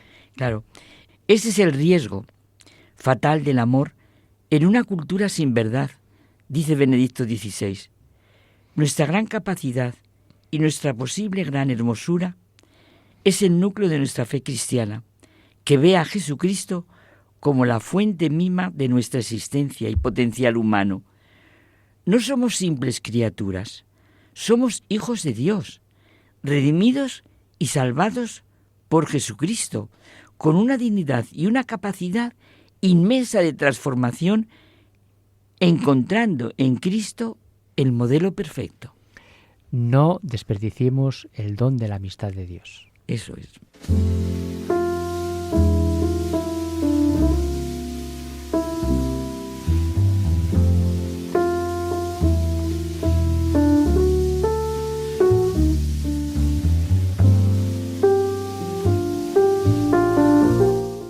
Nos despedimos hasta el próximo programa en el que regresaremos con nuevos contenidos. Muchas gracias por habernos acompañado. Ya sabéis que podéis descargaros nuestros podcasts en la página web de Radio María y escribirnos a la dirección de correo electrónico del programa Hay mucha gente buena @radiomaria.es. Gracias por estar ahí.